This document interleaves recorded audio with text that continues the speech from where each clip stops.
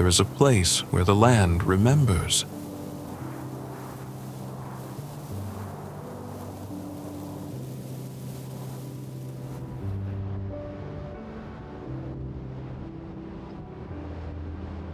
Where oceans do not merely meet the shore, they collide with history, with legend, with silence.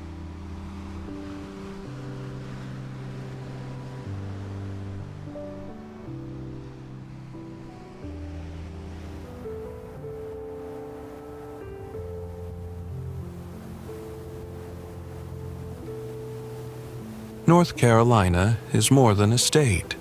It's a living memory draped in morning mist and southern light, where every road feels like a question, and every answer leads you deeper into wonder.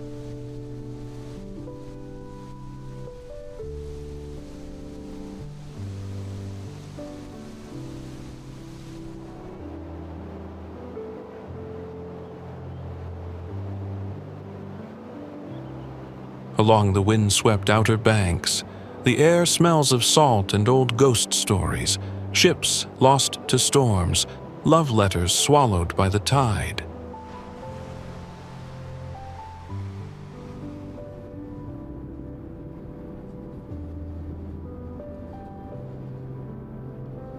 Like a final breath held in the lungs of the earth, the Blue Ridge Mountains rise, not with drama, but with patience, like ancient guardians watching time unfold.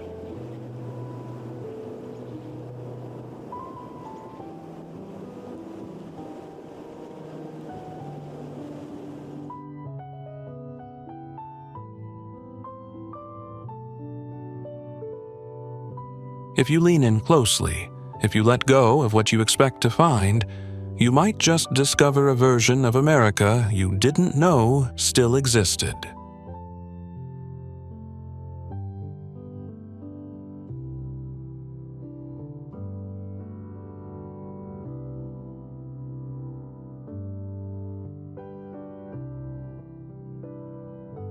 North Carolina is waiting. Let's begin.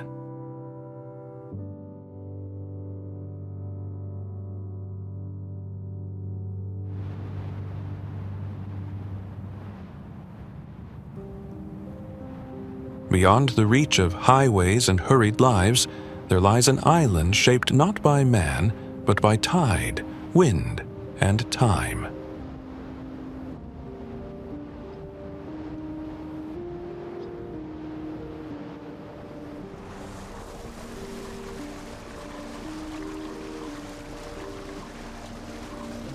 Bald Head Island, secluded, self-reliant, and serenely wild, is more than just land. It is a meeting place of ecosystems, a crossroads of history and myth, where dune ridges whisper to the marshes, and maritime forests cradle the weight of centuries.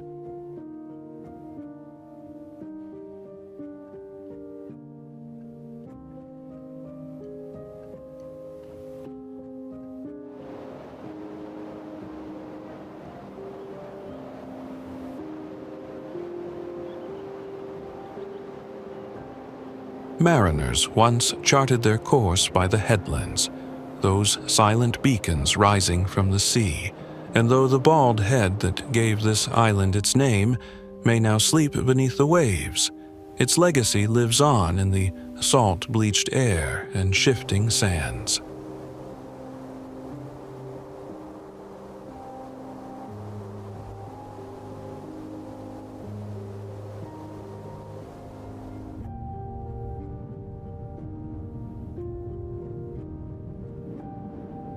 At the mouth of the Cape Fear River, where the treacherous frying pan shoals reach into the sea like a warning, the island stands resilient, born of sandbars and sustained by nature's quiet grace.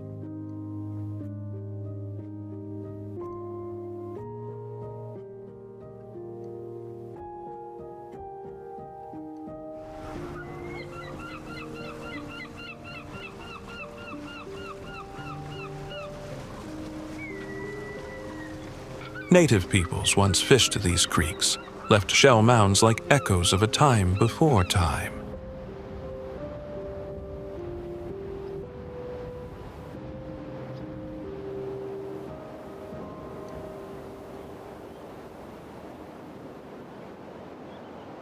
Later came the lighthouses Old Baldy and Cape Fear Light, flickering against the dark to guide others home.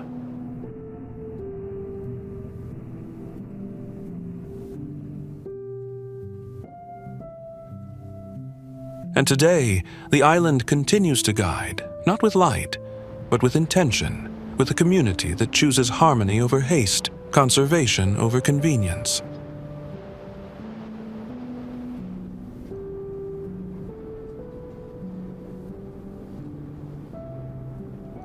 On Bald Head Island, nature is not a backdrop.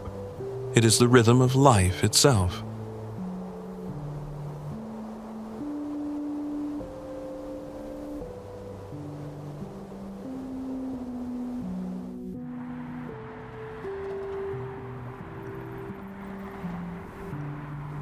Wilmington stands where the Cape Fear River meets the sea, a city shaped by tides, history, and the slow burn of memory.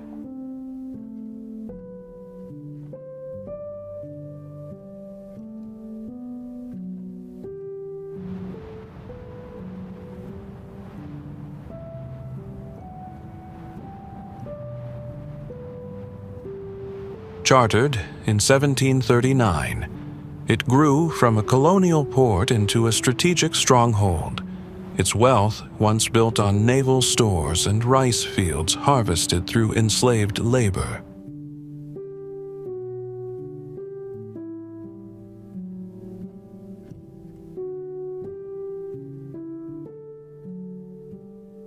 The 1898 insurrection, a violent coup that overthrew the city's elected biracial government, left scars not visible in guidebooks, but still woven into the bones of its streets.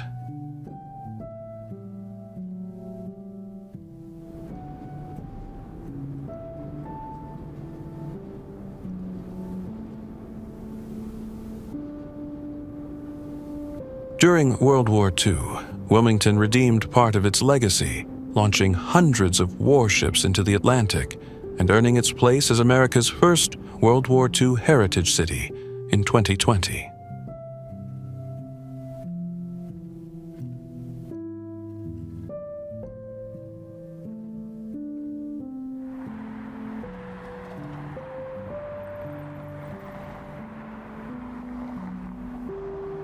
Today, it thrives with art, film, and coastal charm, but beauty can't mask fragility.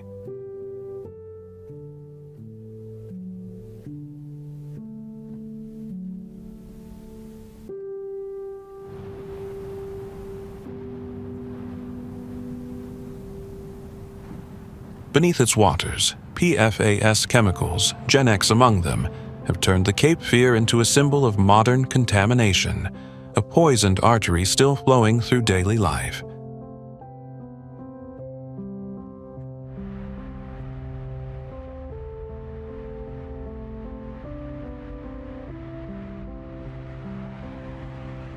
Wilmington's story is one of contradiction, proud and painful, progressive and precarious.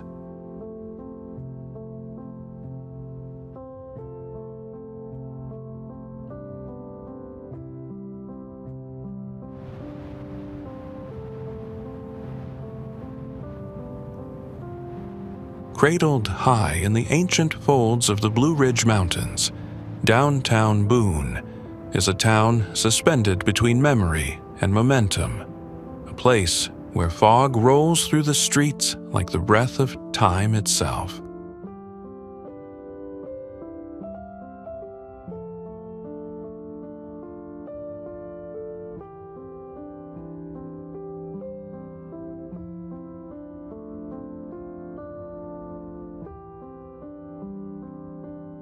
Named after the legendary frontiersman Daniel Boone, who once camped beneath its canopy of stars, this mountain town carries his spirit not as myth, but as muscle, quiet, enduring, and deeply American.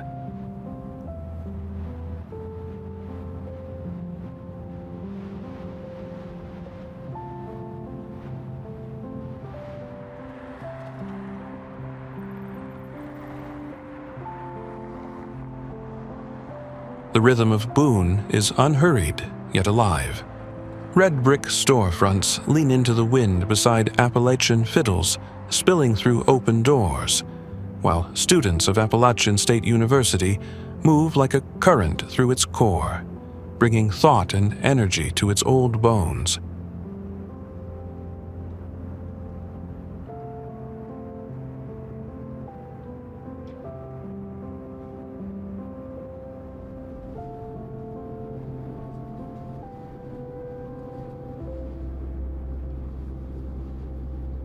History lives here not behind glass, but in motion, in the worn floorboards of the Daniel Boone Theater, in the echoes of summer nights when the outdoor drama horn in the west rekindles the fire of pioneer stories.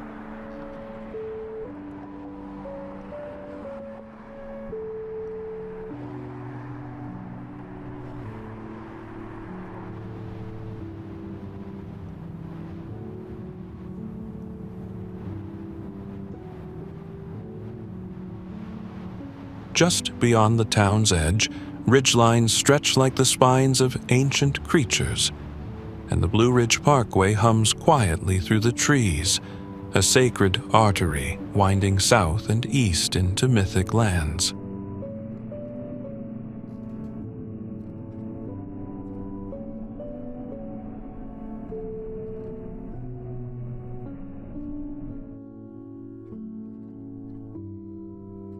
It is a place where the scent of wood smoke lingers longer, where a slow walk down King Street can feel like a return to something you didn't know you'd lost.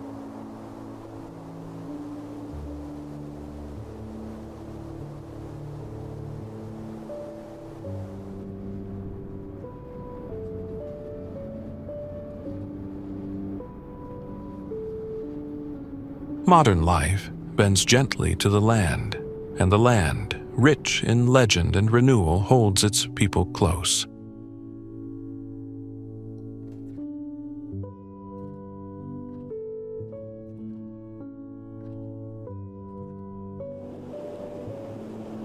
Boone doesn't ask to be marveled at. It simply waits to be felt.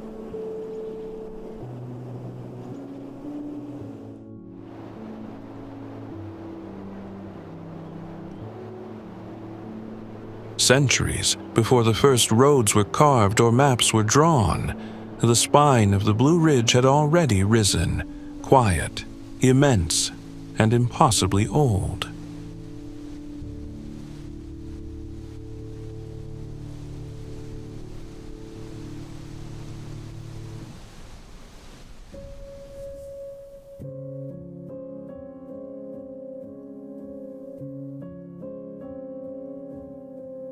Shaped across 1 billion years by the slow drift of continents and the press of ancient seas, these mountains wear their age not in ruins, but in resilience.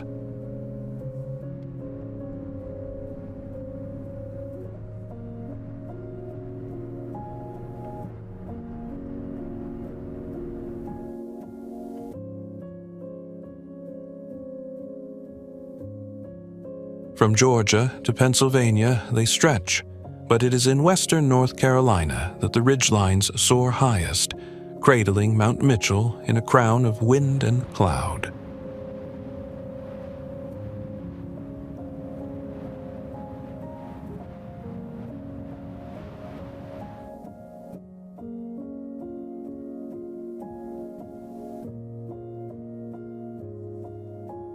Peaks roll endlessly into one another like waves frozen in motion, and from afar, the entire range shimmers with a spectral blue.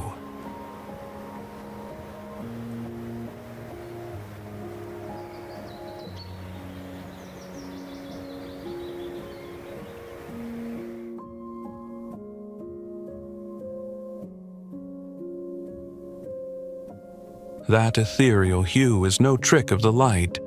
It's the breath of the forest itself, a vapor released by trees under stress, cloaking the mountains in mystery.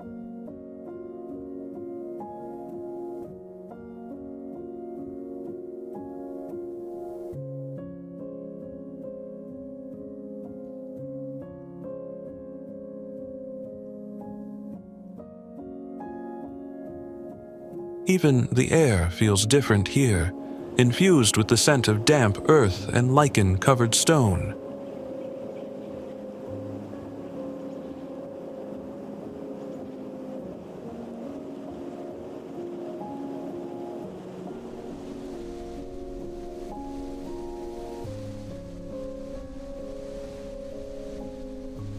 Trails wind into deep wilderness, and waterfalls seem to appear where sound leads the way before sight.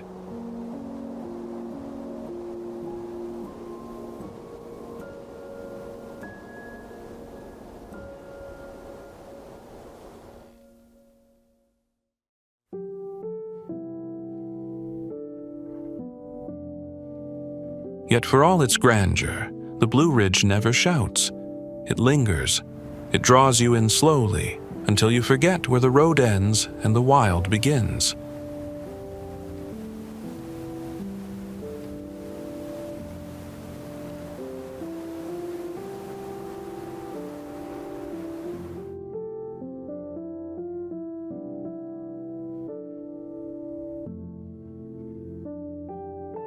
And for those who choose to wander its folds, the reward is not a destination, but a kind of remembering, of stillness, of scale, of what it means to belong to something vast.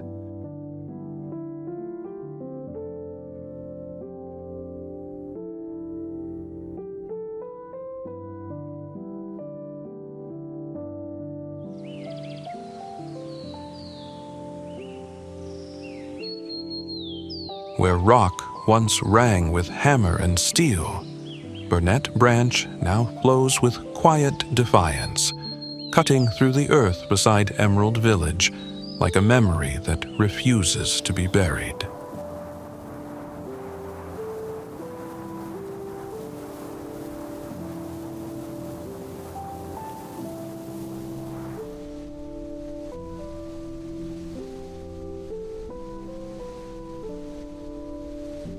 In the early 1900s, this corner of the Blue Ridge hummed with the labor of miners pulling feldspar and mica from the Bon Ami mine, their work fueling the cleanliness of a nation, one powder tin at a time.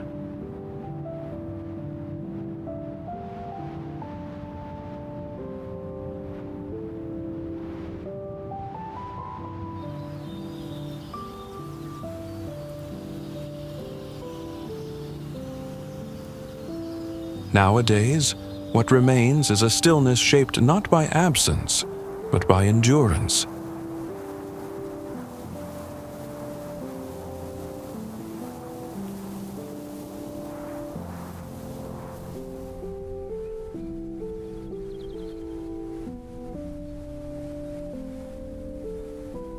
Pools of water glint beneath rust-colored cliffs, and along the edges, time-worn equipment rusts in the open air, half swallowed by moss and mountain laurel.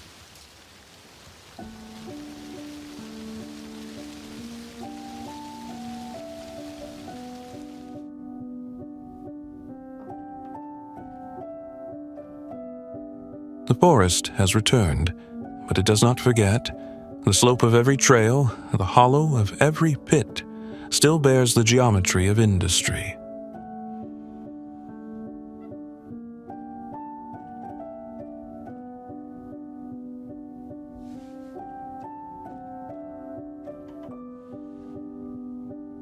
Burnett Branch invites not only hikers and photographers, but witnesses, those willing to see both the beauty and the cost.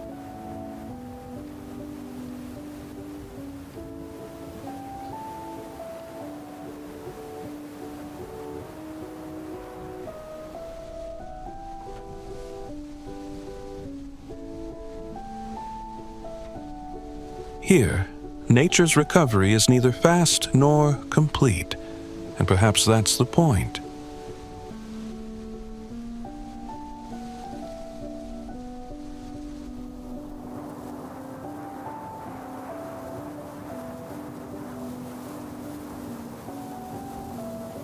Each glimmer in the water reflects both what has healed and what has been altered beyond return.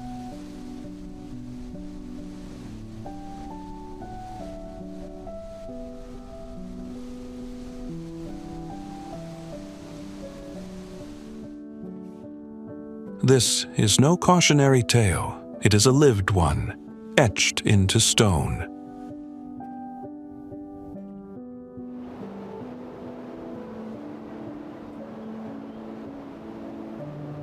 Lake James lies quietly at the edge of the Blue Ridge, where forested ridgelines descend into water with the grace of a breath held and slowly released.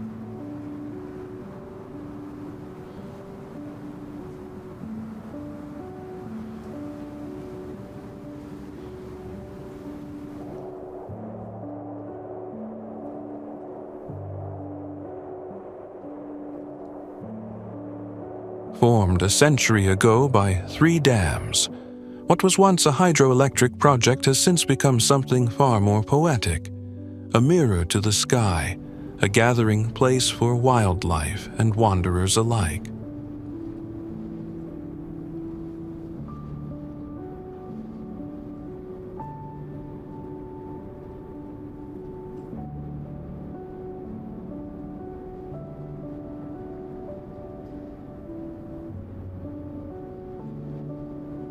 Spread across more than 6,500 acres, its shoreline stretches endlessly, winding through coves and inlets where mountain laurel leans close to the water's edge.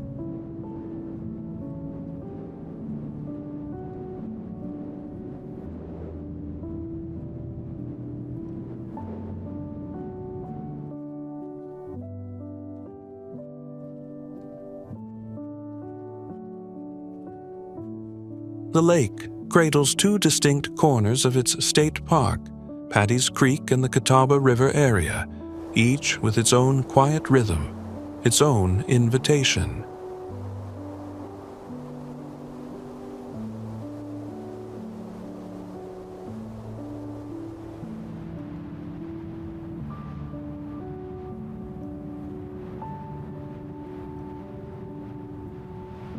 Wildflowers bloom under the shade of hemlocks, and herons rise from the shallows with the stillness of ghosts.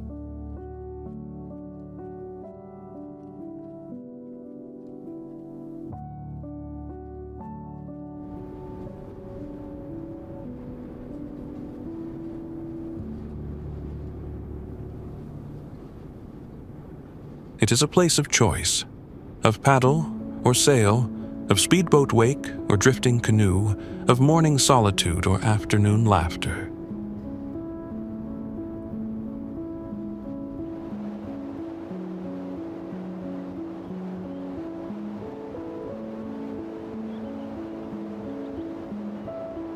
The hills surrounding the lake hum with life, foxes, deer, even the occasional flying squirrel, reminding visitors that this serenity is not stillness, but balance.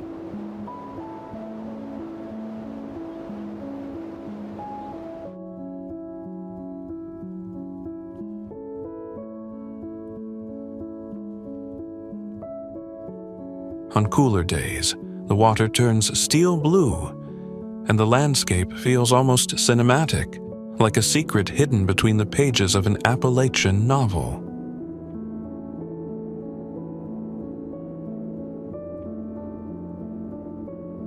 Lake James doesn't just invite exploration, it rewards those who linger.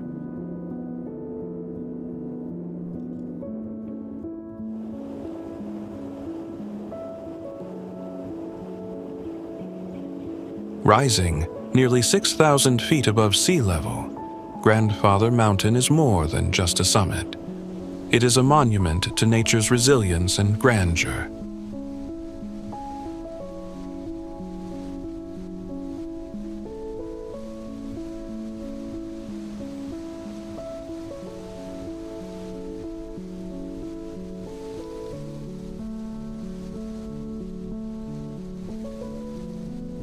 Each turn on the ascent reveals deeper layers of the Blue Ridge, until the ridge lines begin to blur into the horizon like brushstrokes on a vast canvas.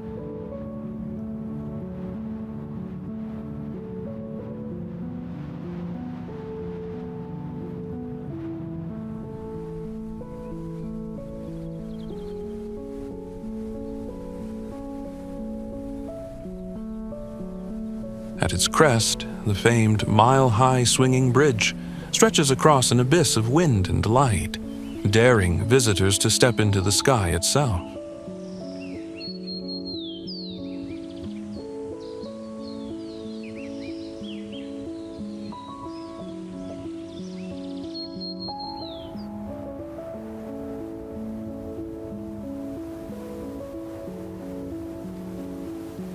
But beyond the thrill lies substance, a rare ecological tapestry so rich and varied it earned recognition as a UNESCO Biosphere Reserve.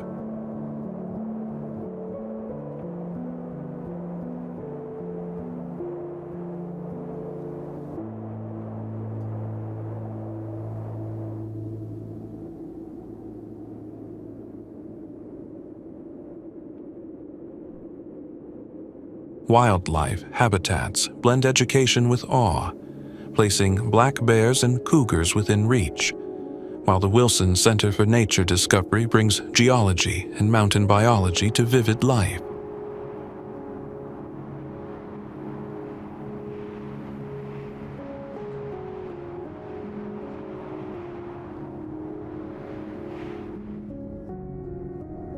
Trails unfurl across jagged rock and alpine forest, testing both endurance and wonder, where ladders cling to stone and cables steady trembling hands.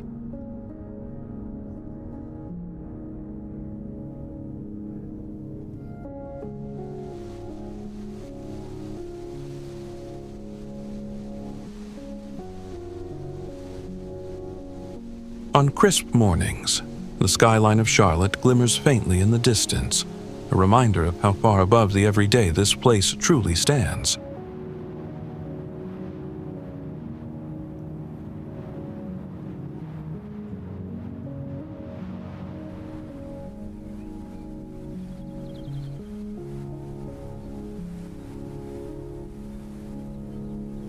Legends linger too.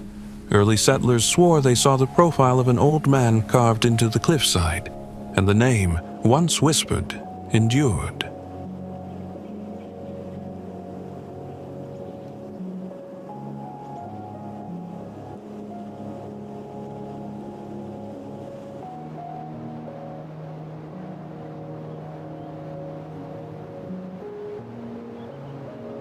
Grandfather Mountain does not entertain lightly. It challenges, it teaches, it humbles.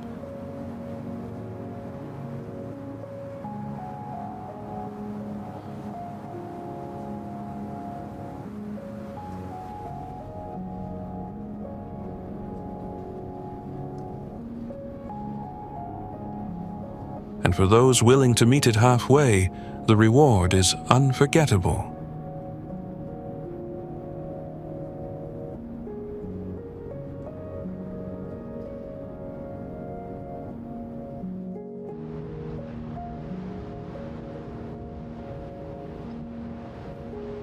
Salt air greets you before the shoreline does, light, clean, and filled with promise.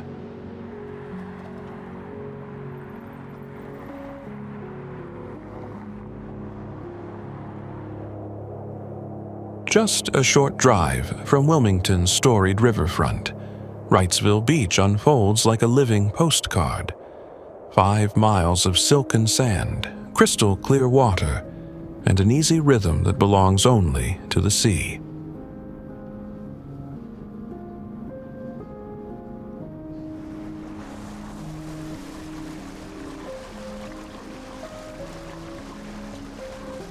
Paddleboarders trace quiet arcs across the intracoastal waterway, while surfers chase the morning swell. Everywhere there's motion, but never haste.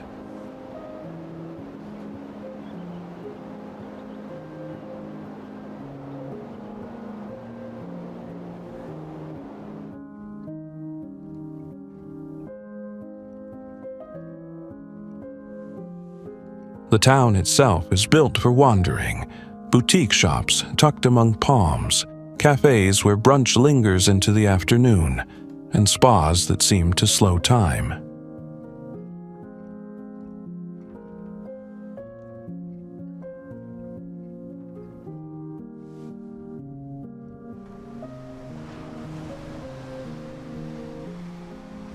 generations have come here not just for the waves, but for the way Wrightsville balances vitality with grace, family tradition with coastal elegance.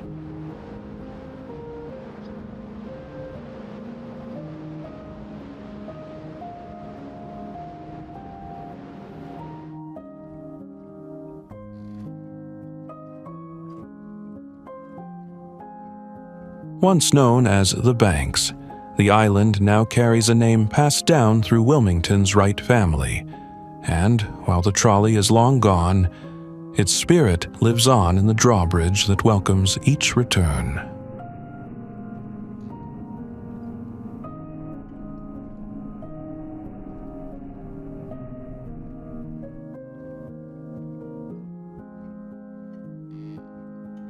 History lingers in the quiet corners, the museum just off Salisbury Street, the remnants of the Lumina Pavilion era, but the present is always shimmering.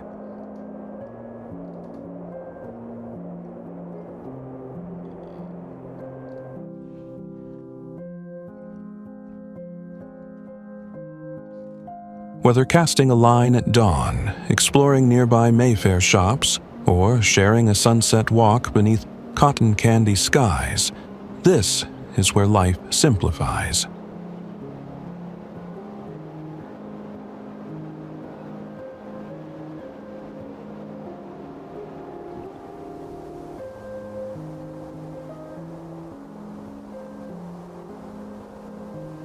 And in that simplicity, something rare happens. You breathe deeper, you laugh easier, and suddenly, the ordinary feels extraordinary.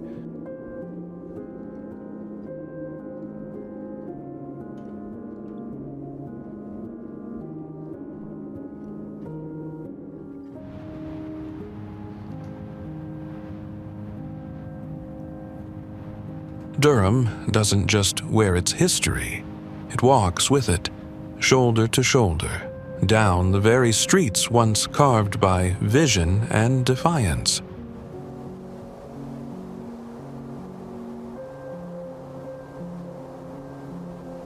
The first roots took hold around 1750 in a settlement called Prattsburg until a land donation by Bartlett Durham shifted the course of a town that would one day carry his name.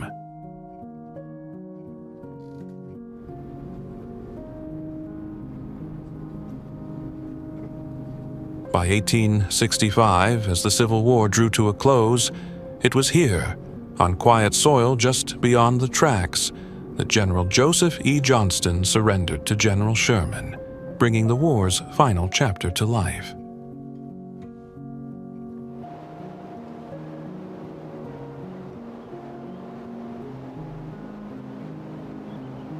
Within a year, Durham was incorporated in 1866, and again in 1869, after its first charter was invalidated during Reconstruction.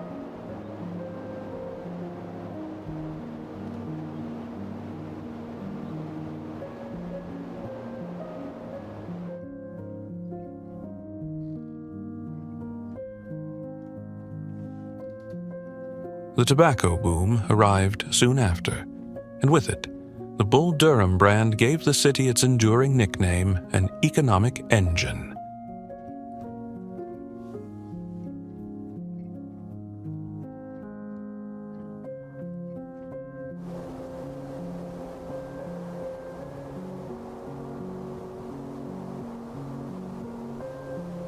By the early 1900s, Black Wall Street emerged, a beacon of black enterprise and resilience that shaped the heart of downtown.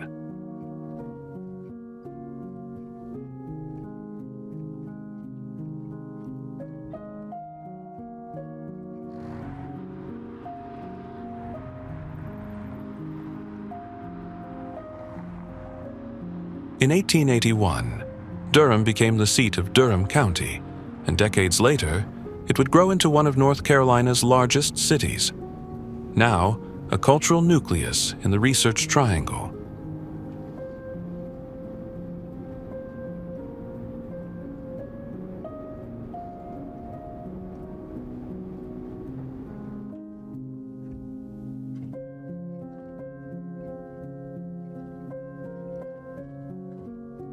Today, restored tobacco warehouses pulse with cafes, co-working spaces, and tech startups, but their bones still hum with legacy.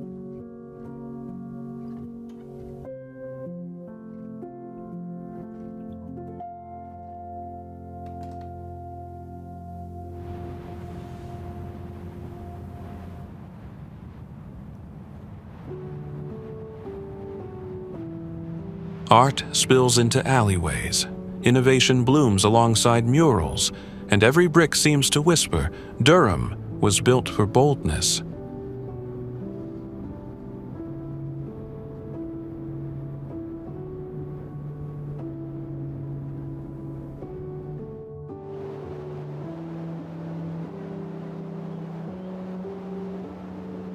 Carved into the land by vision and voltage, Lake Norman has shimmered beneath Carolina skies since 1963, when Duke Energy completed a massive hydroelectric project that transformed the Catawba River into an inland sea.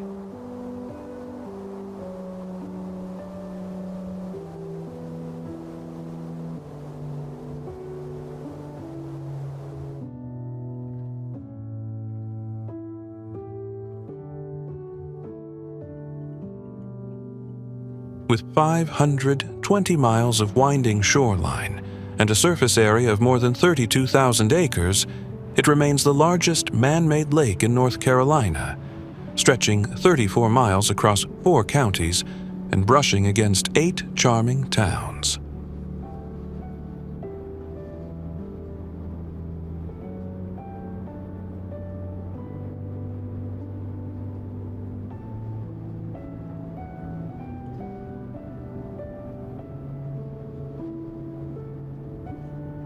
At its deepest point, the lake plunges 110 feet, hiding both geological secrets and the occasional whispered tale of Normie, the local legend who stirs the waters when the moon is right.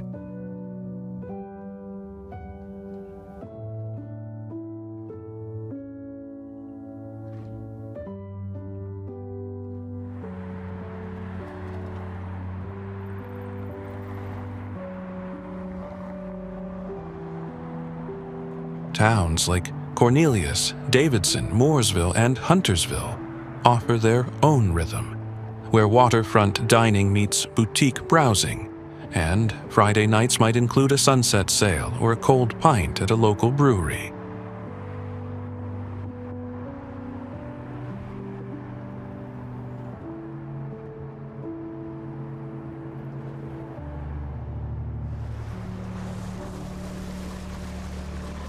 Lake Norman's story is one of reinvention.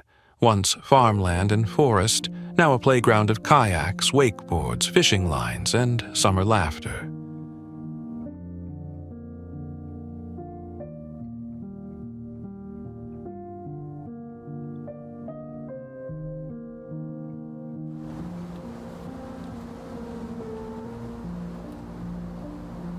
It's a destination, yes, but also a lifestyle, with trails for the wanderers, regattas for the dreamers, and NASCAR routes for those with engines in their veins.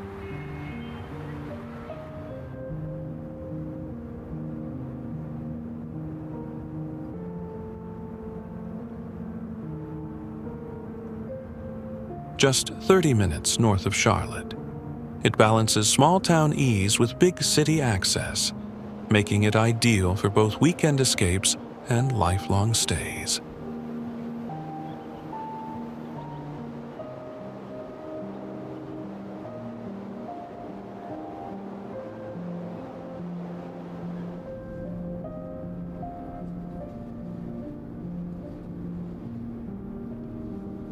And while it bears the name of Duke Power's former president, Norman Atwater Koch, the legacy of the lake now belongs to everyone who has ever fallen under its spell.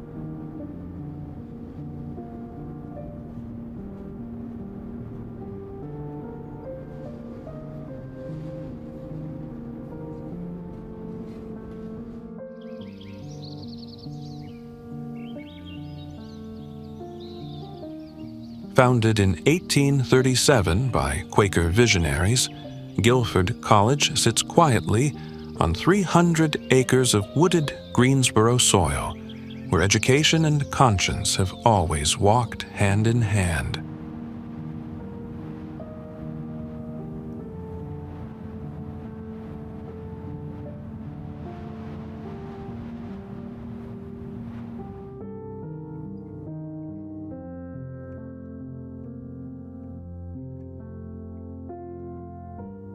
Its trees are older than its buildings. Some stood watch when Levi Coffin guided enslaved people through the shadows of New Garden Woods, a known stop along the Underground Railroad.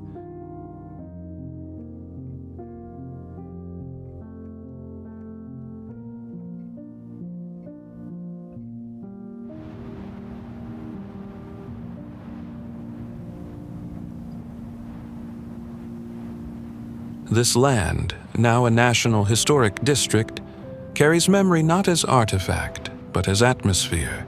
It lingers in the quiet curve of a trail, in the glint of light off the campus lake.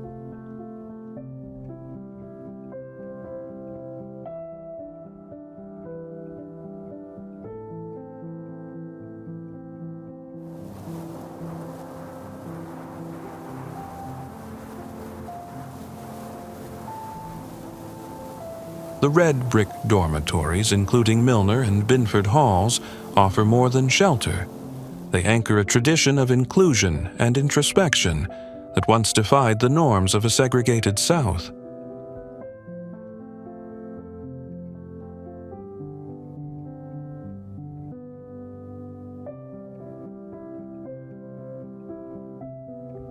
Just beyond, fields stretch wide for soccer, football, and the timeless rhythm of shared play, while the Armfield Athletic Center and Ragsdale Fitness Area hum with modern energy.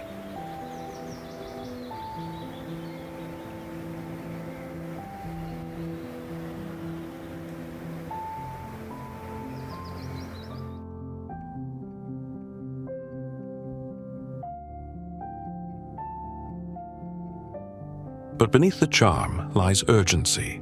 In 2023, Guilford was placed on academic probation due to financial strain, a stark reminder that even institutions built on principle are not immune to fragility.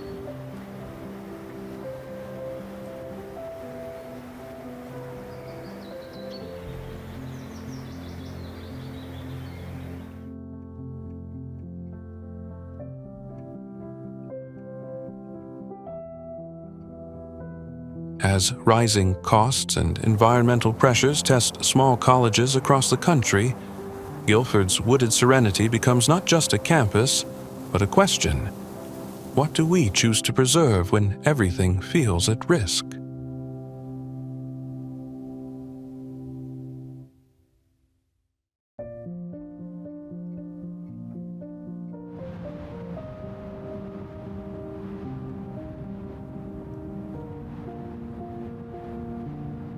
The lake still reflects autumn's gold, and falcons still circle overhead, as they have for generations.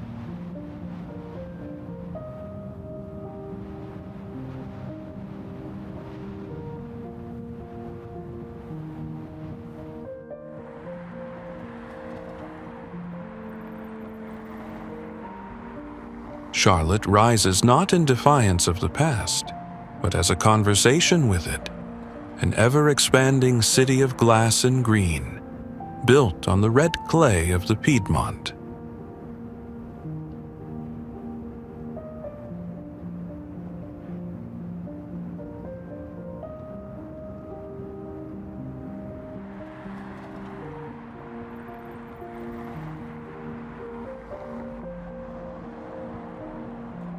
Founded in 1768, and now home to nearly 875,000 people. It stands as the 15th most populous city in the United States and the second largest banking hub behind New York.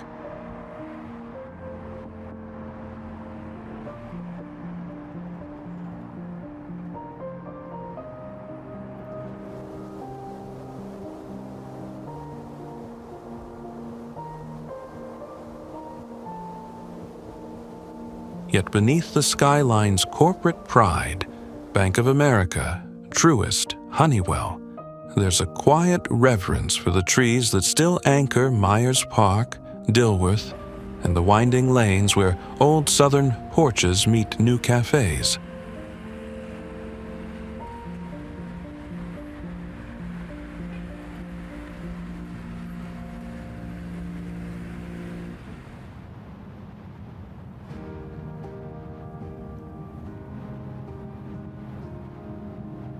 Charlotte is both a millennial magnet and a keeper of memory.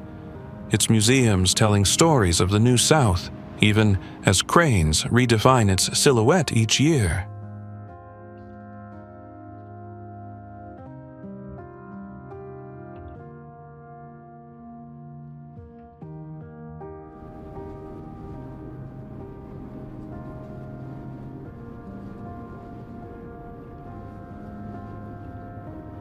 Clean streets and curated green space, 66% of its land as of 2024, make it the greenest city in America and 29th in the world.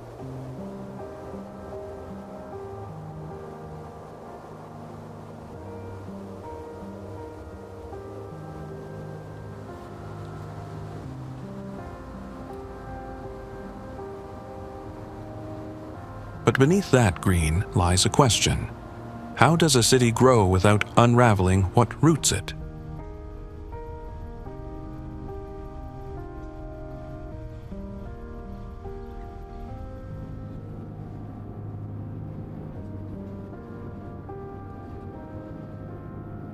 With a metro population surpassing 2.8 million, growth is no longer forecast, it's felt.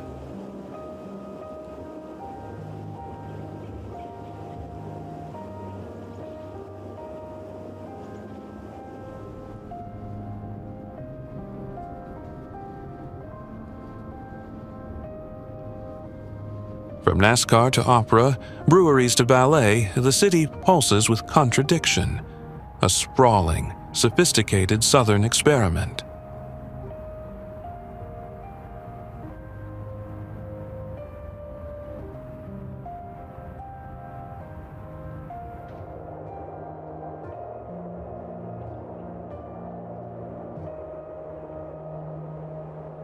And just beyond its borders, the Catawba River and man-made lakes hold still, as if watching what Charlotte becomes next.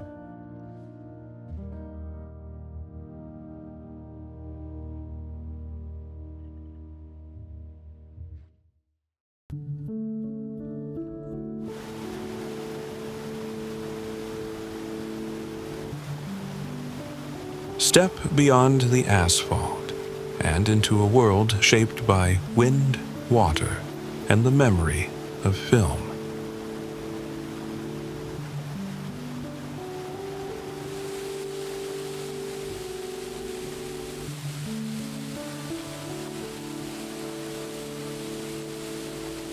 With more than 10,000 acres of protected forest stretching across Henderson and Transylvania counties, DuPont State Recreational Forest is a place where waterfalls speak, and time slows beneath the pines.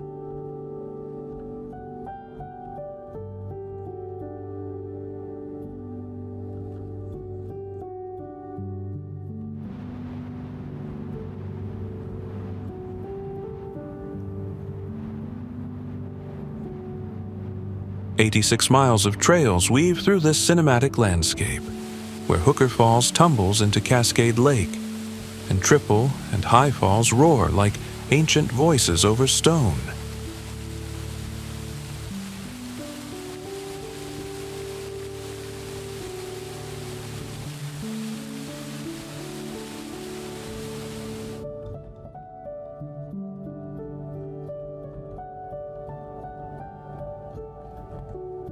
It's no surprise that scenes from The Hunger Games and The Last of the Mohicans were filmed here. The forest feels made for myth.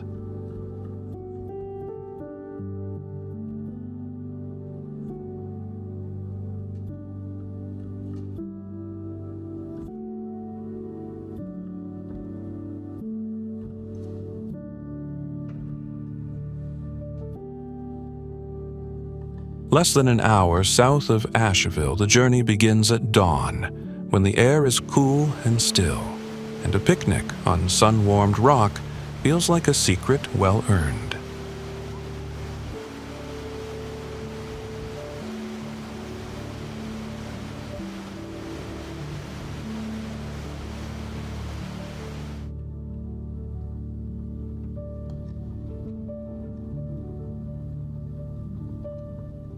DuPont is a haven not only for hikers, but for mountain bikers, horseback riders, and those simply seeking to be quiet under towering hardwoods.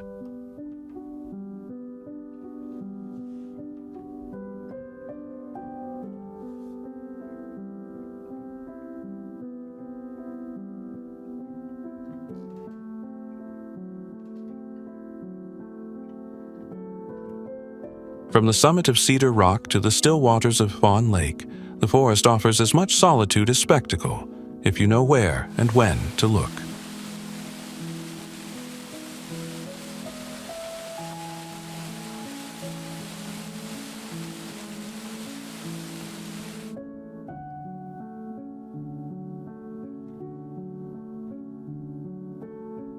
Admission is free. The gates open from 5 a.m. to 10 p.m., and dogs are welcome, on leash, like fellow travelers.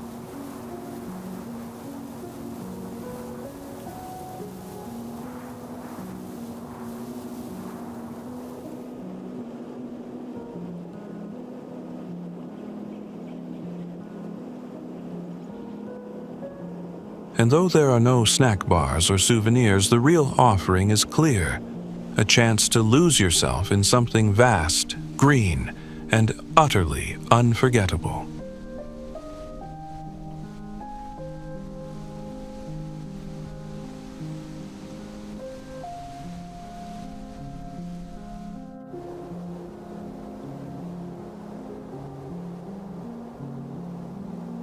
There's a moment just before the final bend in the road when the stone appears, tall, bare, and utterly unmistakable.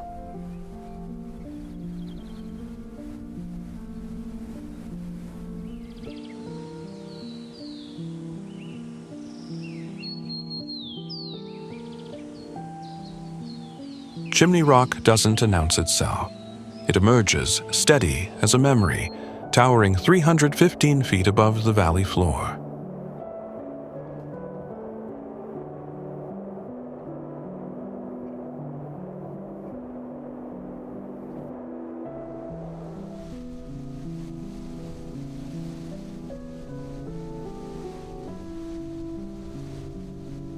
At its summit, 2,280 feet above sea level, you're not just looking at the landscape, you're part of it, suspended above Lake Lure and the folds of Hickory Nut Gorge that stretch to the edge of vision.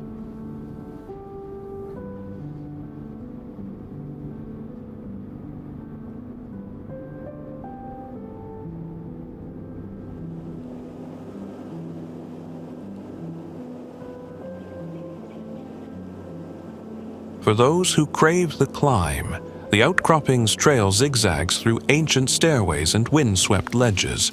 For others, a 26-story elevator offers a gentler ascent.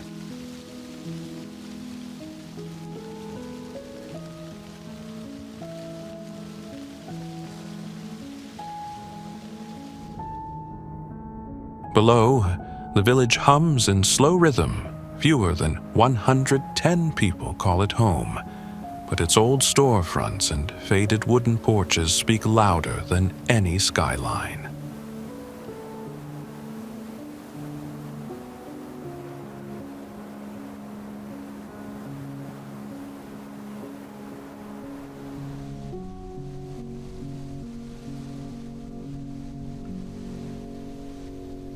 General stores, hand-lettered signs, a river walk that dances with light on the water's surface. This is where time pauses, not out of nostalgia, but because it knows it can.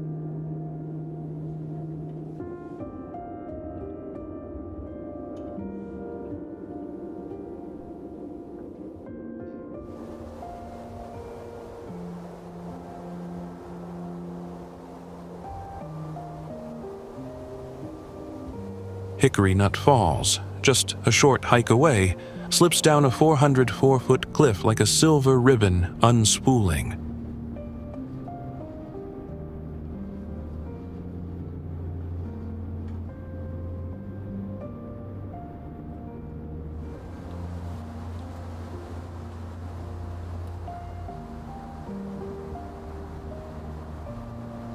On warm evenings, music drifts up from the gathering place, mingling with the scent of pine and wood smoke.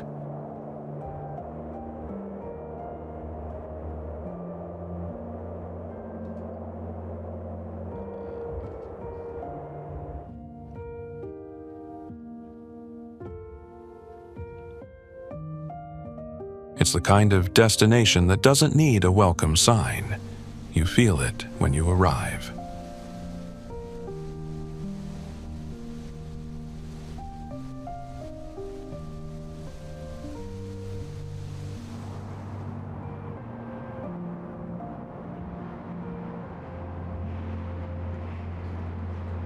Some places leave an impression. Chimney Rock leaves a silence.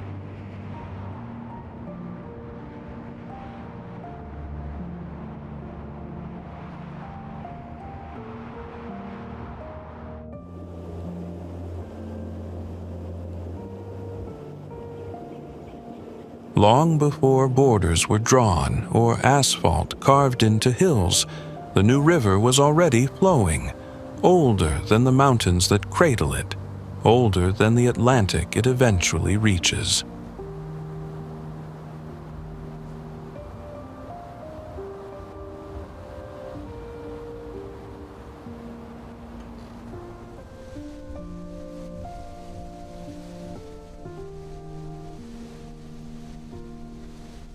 In its upper reaches, through Ashe County's rugged ridgelines and pastoral meadows, the river moves slowly, like it remembers something we've forgotten.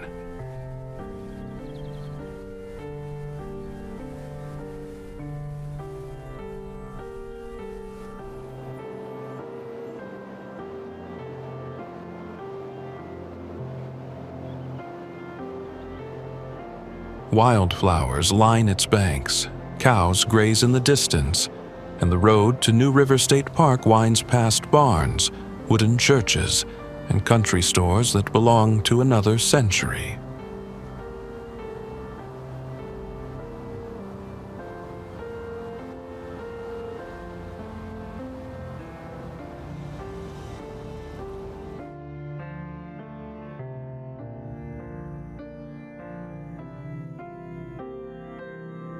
On April 13, 1976, this stretch was protected, 22 miles of its South Fork and 4.5 miles of the main stem, enshrined as a national wild and scenic river.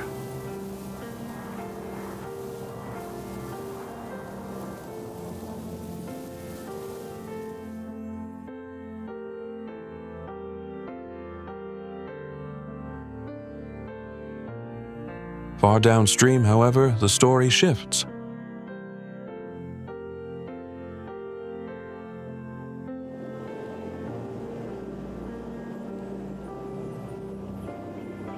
Near Jacksonville, the river widens into an estuary, threading through Camp Lejeune and toward the sea, but decades of pollution once silenced its flow.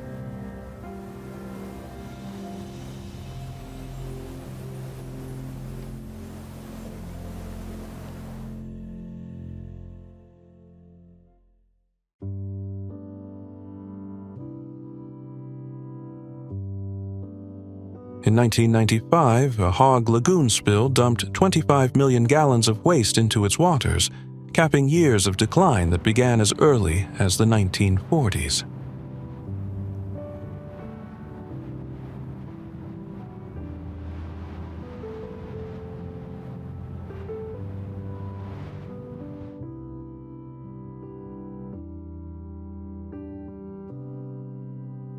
But rivers, like people, can recover.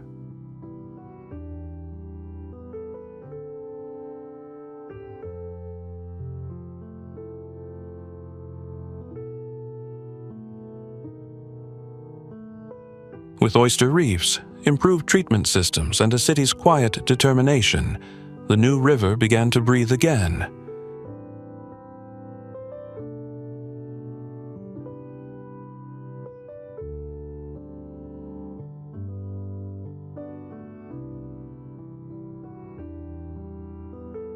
By 2001, fish had returned, and so had fishermen, and the river, ancient and enduring, flowed forward once more.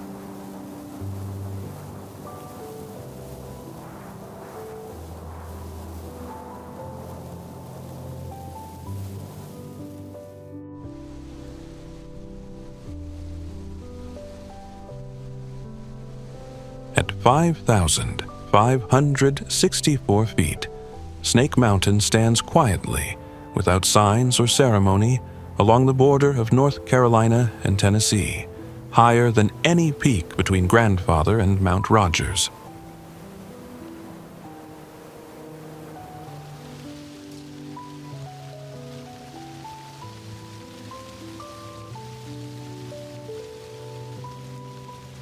Unlike its neighboring domes and balls, Snake is a long, angular ridge, a high spine in the amphibolite range, where rock, wind, and ecology meet in uncommon ways.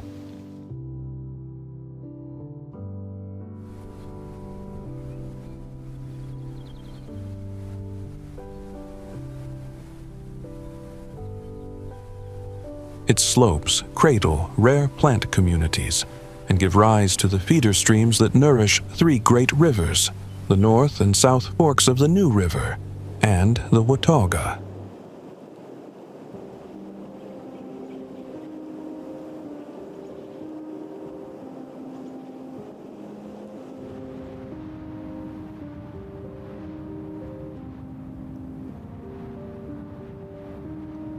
From its flanks, ridgelines stretch like ribs. Sugar Tree, Hessian, and the great Snake Mountain Ridge that defines state lines.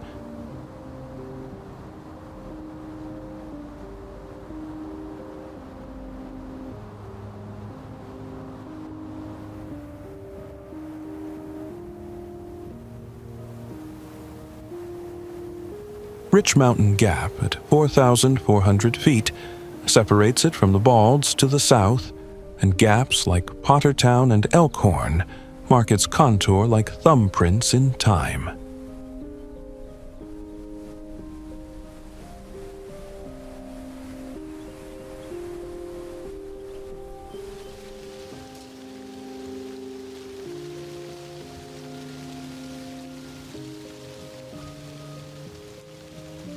Though entirely privately owned, the mountain has long been walked by locals, hikers, and wanderers following the old ways.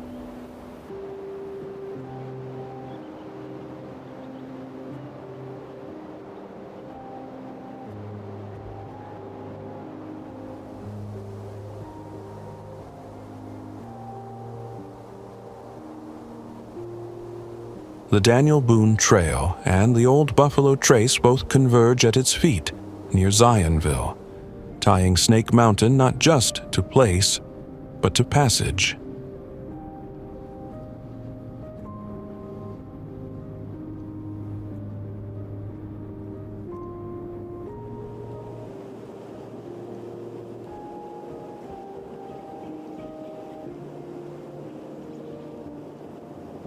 Conservation efforts now seek to shield this landscape, its forests, its waters, its quiet legacy from the creep of development.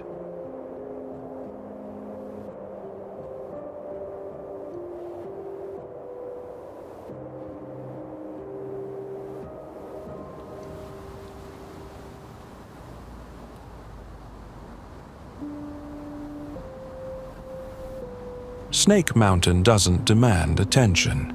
It keeps watch, and those who climb it know the silence speaks first.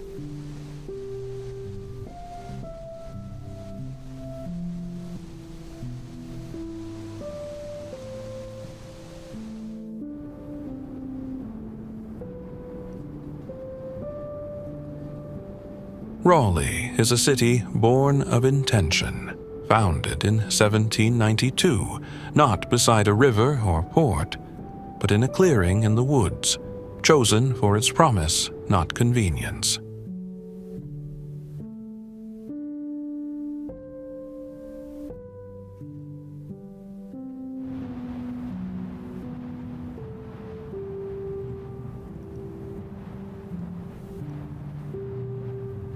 Unlike most southern cities, it did not grow around industry or conquest, but was sketched into existence as a capital, ordered, deliberate, and idealistic.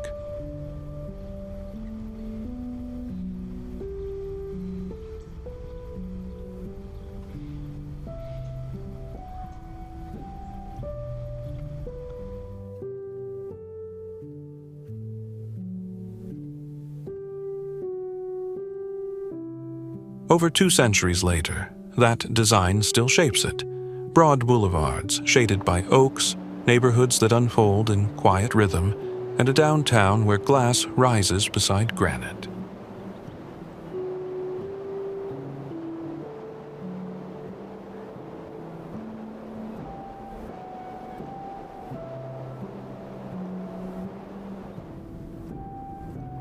The Neuse River bends along the city's edge, and in the hills, wetlands and greenways remind you this was once forest, and could be again.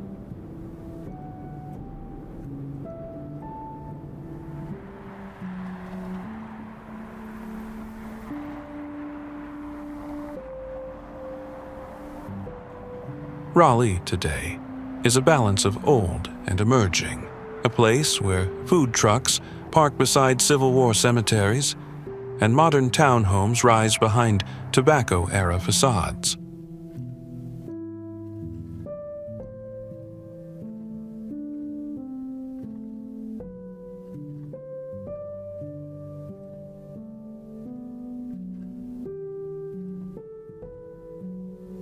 With 66 parks and more than 180 miles of trails, nature still threads through the urban grid, though heat islands grow and summer storms test the city's memory.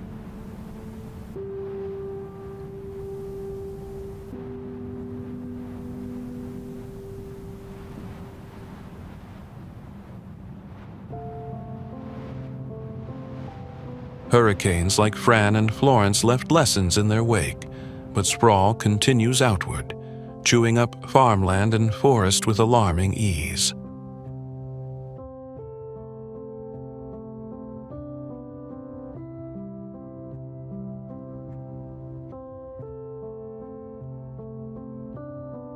The city remains one of the cleanest and fastest growing in the country, but its growth has a weight.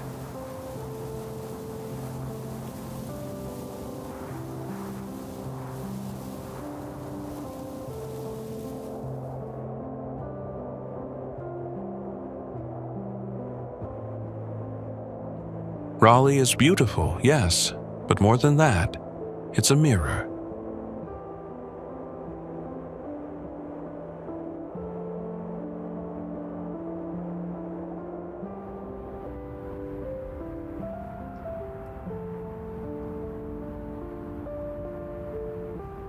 What we preserve and what we pave over will say everything.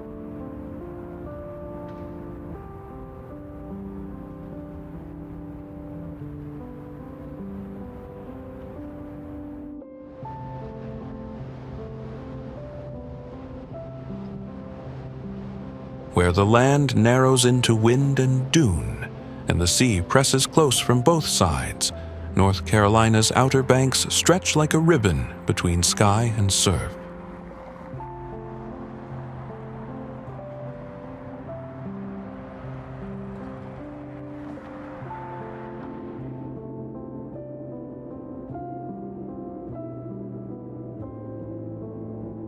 Over 200 miles of barrier islands form this shifting edge of the continent, separating the Atlantic Ocean from the quiet waters of Currituck, Albemarle, and Pamlico Sounds.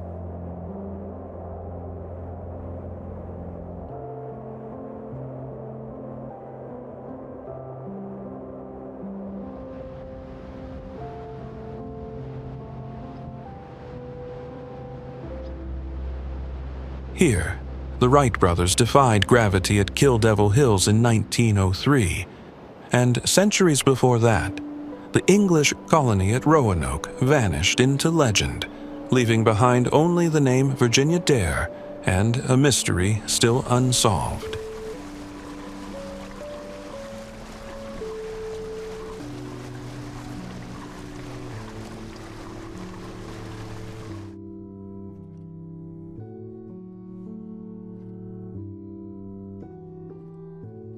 Ocracoke, the most remote of the inhabited islands, lies 13 miles long and 2 miles wide, reachable only by ferry, its silence broken only by waves and wind-whipped marsh.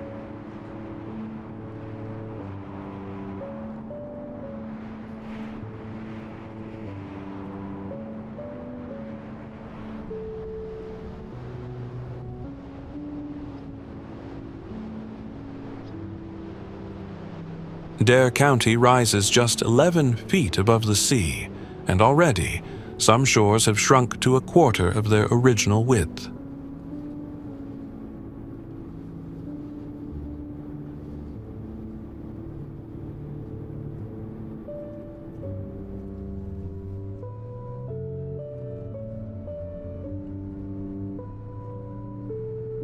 Between 2011 and 2015, sea levels rose 5 inches in parts of the banks, and storms like Hurricane Irene have left scars that never fully heal.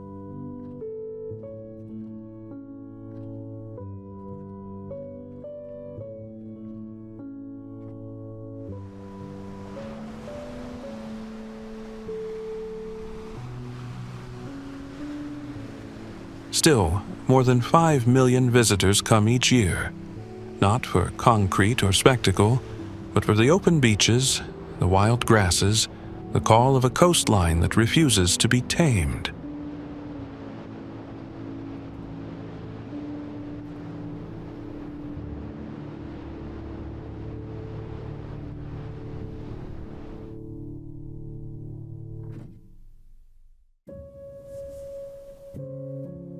Beneath every grain of sand lies a shipwreck, a story, a warning.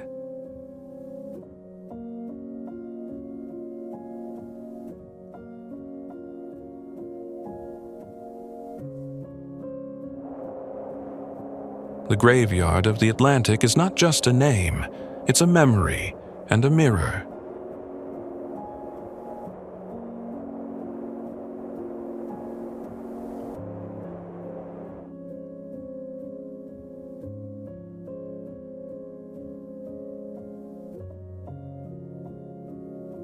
North Carolina doesn't ask to be understood. It dares you to hold its contradictions.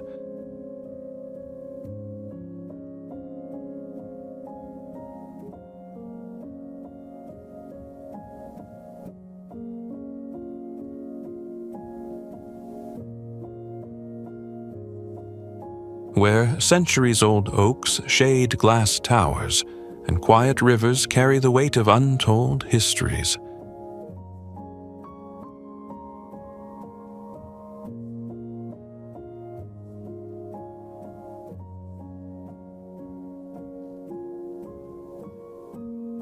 You don't leave this state unchanged. It rewrites something in you, even as you try to map it.